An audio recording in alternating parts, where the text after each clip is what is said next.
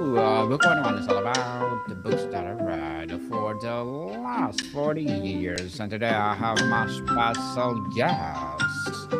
One of his advocacy: stop doing what is comfortable, start doing what's necessary. A keynote speaker empowering small business owners to succeed, other than Mr. Christopher C. Papin. Welcome, Mr. Chris, on Book 101 Review. And can you please introduce more about yourself that I miss? Absolutely, Daniel. First, thank you for having me. It's an honor to be here. Uh, I am an attorney, I'm a CPA, I am a coach in business, but I also happen to coach soccer in the US or football in the rest of the world. Um, Grew up with entrepreneurs who were parents and have a brother who took over a family business when a father passed away. So I've kind of lived in this space with small businesses and small business owners. And that's really kind of where I've honed my profession, gained my experiences. Ultimately, that has kind of turned into an opportunity to be a thought leader, have conversations with folks, and put together a book that hopefully we can talk a little more about. But that's kind of the quick version of me. Yes, and of course, thank you so much for sharing your knowledge and wisdom to the world. Mr. Chris, thank you. So tell us what the title of your book. Yeah, so the title of the book is 168 Hours, a startup business guide that respects your time. Mhm. And the concept is built around a week. Everybody has 168 hours in a week. And what you choose to do with that inside of your business is always going to be different than maybe someone else that is similarly situated to you. So I think it's important that people focus on their priorities, focus on the things in their day that are important. And you kind of opened with this, but do what is necessary to behave like a business owner rather than doing what is popular, doing what is exciting, doing what is fun. Uh, Sometimes you got to get your hands dirty a little bit. Yes, definitely. Yes. So, yes, let's talk about your upcoming book. Is it already published or it will be soon to be published? Soon to be published, Mm-hmm. literally any day now. We're close. Congratulations, Thank you. Mr. Chris. So the title 168 hours is unconventional time frame. What does completing a guide in roughly a week or have a focus work symbolize about your approach to entrepreneurship versus a typical grind for years or startup narrative? I think it goes back to why a lot of people go into business for themselves. They're looking for freedom with their time. They're looking for financial freedom. They're looking for maybe some opportunities to do things in different ways that they're not able to do in their normal environment. So it it aligns with the objectives that you set in place. I think the Mm. unspoken goal is obviously to make profit and a living in some of those conversations along the way. But it all comes back to, maybe you have two different insurance agencies. Person number one and person number two do not have to do that differently. They can do it differently. And that's the beauty of the 168 hours. What you choose to do is what you choose to do. But we can't miss on those objectives that you set out in the beginning: financial, time, or other sort of flexibilities and freedoms. So, Mr. Chris, your book promises to respect the reader's time. In your research, what is the single biggest time wasting a pitfall or misconceptions that the new entrepreneurs consistently fall into that your methodology directly solves? Yeah, I find two. One is sometimes we try to recreate something that is already out there. Perhaps we are trying to do something differently, and your ambition and spirit is in the right place, but you don't need to redevelop ways that are proven, structured, disciplined ways. You just need to get efficient at those components. Maybe it's leveraging AI, for example, for online advertising. There's a lot of things you can do in the online space, but you don't always have to start from scratch. So that's a quick example. The other one that I find is that I think a lot of people get lost on what's on fire right now instead of optimizing a process to anticipate or get in front of a potential error. They kind of fly by the seat of their pants, they deal with whatever is coming at them.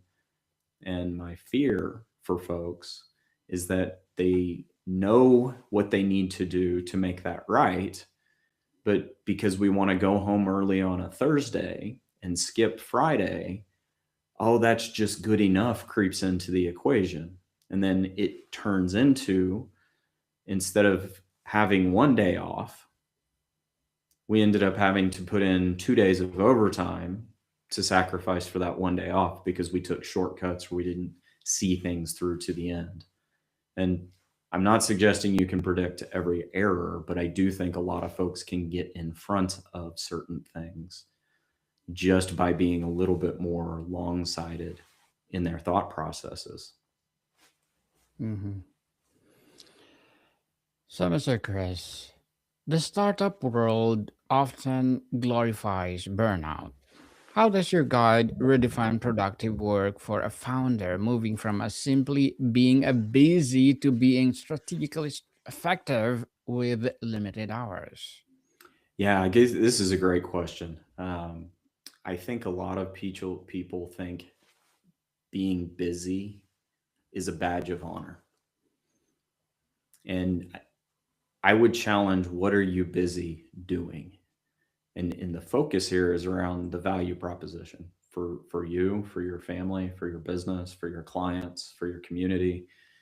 Are you doing the things that have the biggest impact in the day? And I don't think a lot of people give intentionality to their week in the same way that they should. So, quick example, we worked with a small business owner who hesitated hiring some sort of administrative assistant because he was afraid he couldn't afford the administrative assistant.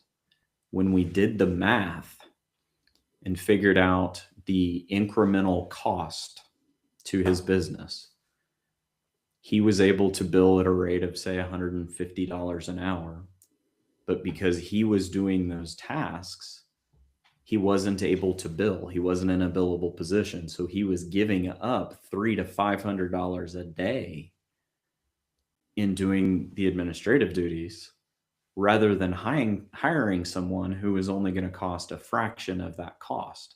But he kind of got in his own way because he was fearful of not being able to sustain or have to lay off someone. But when you kind of go through that math mechanism, everybody that's listening is saying, well, why wouldn't you hire that administrative assistant? Well, there's emotions, there's cost of payroll, there's know-how, there's all kinds of stuff that it creeps in. So I think it's a real life good example of what's actually bringing the most value to the customers and to the business. It wasn't that guy doing the paperwork. Hmm. So, Mr. Chris, let's talk about the hidden overhead trap. Many commitments come with invisible time costs, coordination, admin, mental energy. How does your system help founders accurately account of this overhead when planning the 168 hours roadmap to avoid unexpected overwhelm? So the book is built on the foundations of a traditional business plan. And I think for many, they don't explore all of the avenues of their business. They don't think about, say, emergency response to customer service. If there is a freeze and you are in real estate, you have to be responsive to pipes bursting, having people on call for service calls, for emergency situations, for catastrophe cleanup, whatever it may be. We think about being landlords, we think about making money, but we don't think about the other side. And I think getting in front of that, recognizing that you can either be present and do those tasks yourself. You could go to your property that you own and you could turn the water valve off, or you could hire someone to do that, are two different avenues of many. But again, I bought a rental house. I have a rental house or a rental office building. If we don't think about all of those other components, you're being short sighted. You're selling yourself short as you go through that process.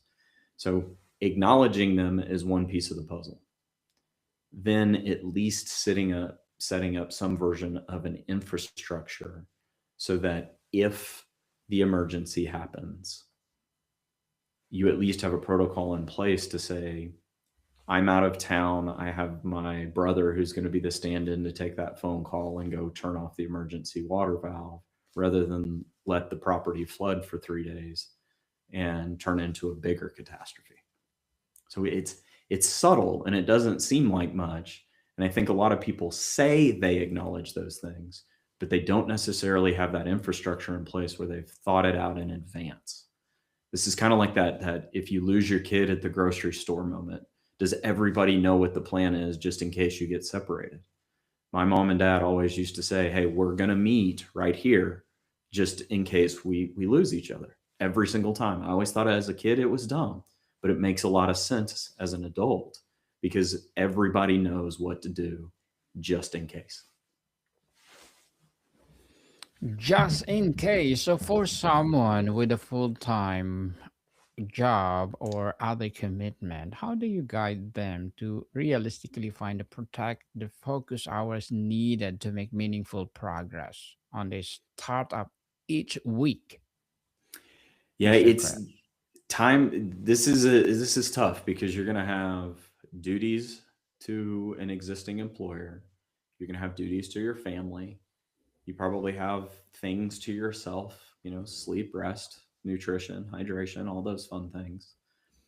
So you kind of have to build your recipe and recognize my side business has nights and weekends. Maybe you work a flexible job where you can shift your job around to nights and weekends and you can do your side gig during the day. But you have to recognize the boundaries that are in place. If you only have the resources for a few hours each week, that's all of the bandwidth, all of the work, or all of the commitment that you can make in order to have a deliverable that is repeatable, quality, and what I think customers expect of a business owner. And you have to be mindful of those different components.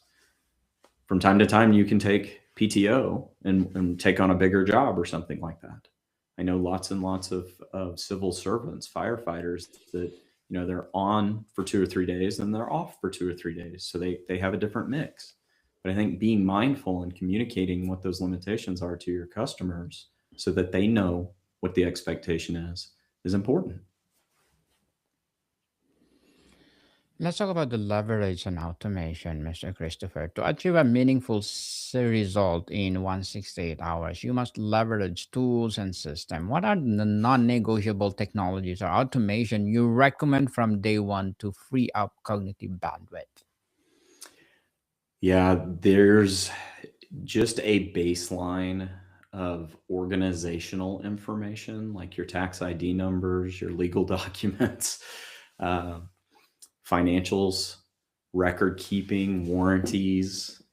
There's all kinds of information that I think people neglect, forget that they might need.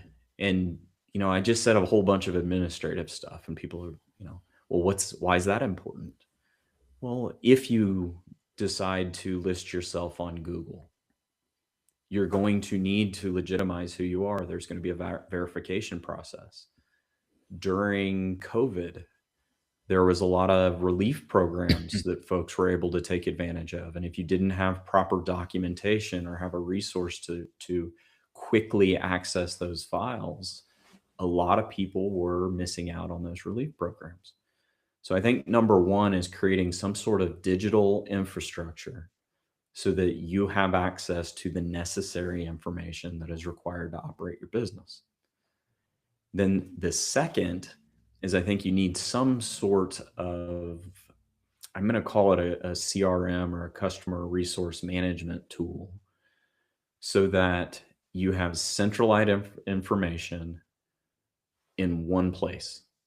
You maybe need to do billing and invoicing. Maybe you need to do scheduling. Maybe there's follow up phone calls. Maybe there's information that is supposed to be delivered to your consumer. All of that information should not be fragmented.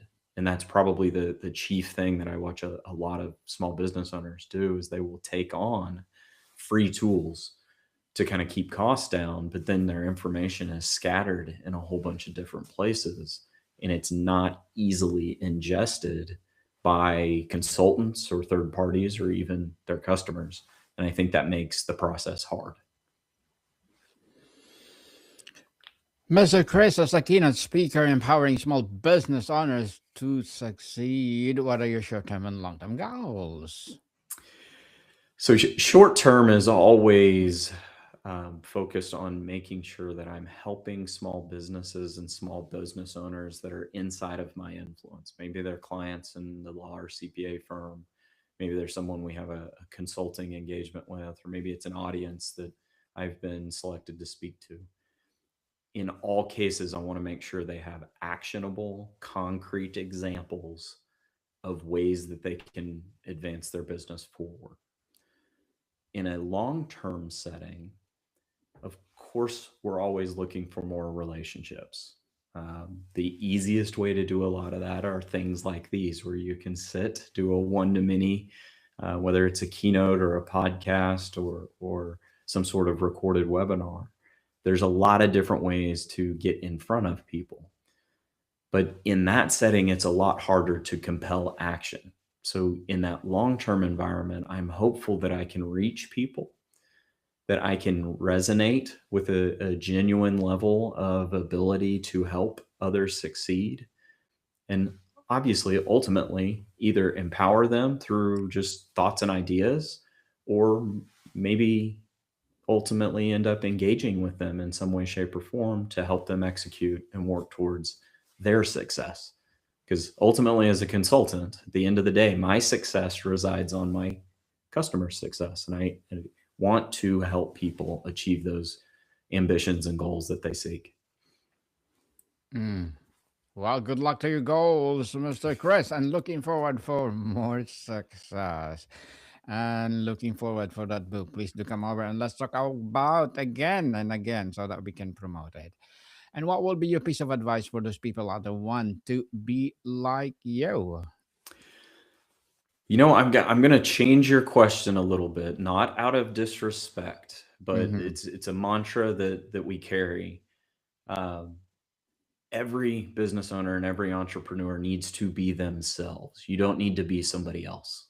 Mm-hmm. There are attributes that you can borrow from other people, and focusing on discipline or focusing on structure or working through. Maybe you can borrow some of those from me and my history, but you've got to put your brand over the top of whatever that is, because if you're not Mm-hmm. yourself, you're not able to achieve the goals in the way that you need to. Well, thank you for that advice, Mr. Chris. Thank you, thank you. And can you please recommend a book or books that influence your journey? So a couple. One is a very simple book. It's called The Precious Present. And I don't want to give anything away, but it's a play on words. So focus, and I think it'll help you hold what's near and dear to your heart. The second is the E myth or the entrepreneurial myth. It does a very good job through illustration, story, talking about the different roles that you will have to take on as an entrepreneur. At a minimum, it gives us a common vocabulary, but I think it also will resonate with people that are driven down this path to say, I can't be all the things to all people all the time. I'm good at one or two of the key disciplines that it takes in the EMAT. So those would be the two. Okay, that'd be awesome. Awesome. Thank you for that recommended books, Mr. Chris. So, who is the ideal reader for your upcoming book? Is it the side hustle, or the aspiring full time founder, or someone feeling stuck in the early idea maze? So it's dubbed a startup guide. So Mm-hmm. the easy answer here is anybody that's looking to get started. But it is built and has principles that you can rinse and repeat. So even an established business owner could pick this up, use the book to perhaps take their business to the next level or offer a new service offering or new product line, maybe embark on a new advertising campaign. The fundamentals are universal, but I think it's easiest to speak to those who haven't done it before because they're looking for that shortcut. Yes, definitely. That shortcut, people, is not working. Do the process, not the shortcut. Okay, so what one insight or tactic in the book that you wish you had known before when you launch your own first venture? So one of the things that seems so easy but is never a reality is time blocking. A lot of people ask about the book and they say, is this really about time blocking? No, it's not. We all understand that we're going to allocate a certain amount of time in the day to do a certain task. And then your day changes.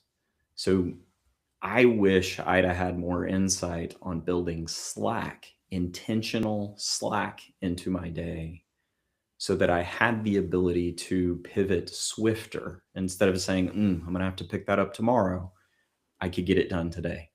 And as a young man, I was very structured and I liked to line my meetings up, and I'd have 3 in the morning and 3 in the afternoon. And in between those meetings, I'd take notes and give the clients the deliverables that they needed. And that's just not how the life works. That's not how the day works. Most people just want to call you on the fly real quick and have a quick conversation. And you have to balance those things at any given point in time. And I'm learning to be more flexible as I go along. Yes, definitely. And before we wrap up our discussion for today, Mr. Chris, I'm inviting you to please to listen to my other podcast, people, because my abstract essay is already in 6th season, abstract poetry in 3rd season, and of course my book 101 review in 6th season as well, comedy 101 in 3rd season, and my food 101 in 6th season too, geography 101, love letters, movie 101 review, music 101, or in 5th season, Science 101, Sex 101, in 4th season, Trivia 101, Law 101, Mental Health 101, Motivation 101, Entrepreneurship 101, and of course, my Bible Verses 101 are my baby podcasts. So please listen to them wherever you listen your podcast. So, Mr. Chris, in every aspiring entrepreneur applied this time respecting philosophy, how do you think it would change the broader culture of startup ecosystems? I think the intentionality that people would bring to their process would help them avoid some of the quote unquote typical pitfalls. I have a lot of folks that talk to me. They know the examples, they know the problems that others have had, and they want to avoid them, but they don't know how. And in some instances, there's an answer. Consultants or intentionality or building a system can help you avoid that. In others, there's not necessarily a perfect way to avoid that. But I think going through a decision making process so that you can minimize that risk and maximize that potential return that people are seeking out of their businesses. And then using that exercise repetitively, you'll get better at it, and you'll start to get faster. And I think that's where people miss. Sometimes they just do and react, and that's kind of what burns them, because they didn't go through a discernment process to make sure that they were maximizing value for themselves and their customers. Mr. Chris Papin, thank you so much for sharing your knowledge and wisdom to the world. And I think you're qualified for my Law 101 and Entrepreneurship 101. Please do come over and let's talk about your upcoming book. So, can you please invite our listeners to support your upcoming book, your advocacy, your business, or whatever projects that you're doing right now? Yeah, there's a couple of different ways. I think the first would be to go to my website, Papin, Papin speaks.com. We've got most of our information there, or you can search for me, Chris Papin, on LinkedIn. We push out all kinds of free advice and suggestions. Both are great places to get started. Yes, people, let's support Mr. Christopher C. Papin, because if you support him, for sure, more and more empowering books will rise. More and more empowering advocacy like this to implemented. So, Mr. Chris, thank you so much for your time. Daniel, thank you. Again, it was a pleasure and an honor. I appreciate the opportunity. Likewise, Mr. Christopher. More to come, people. See you soon.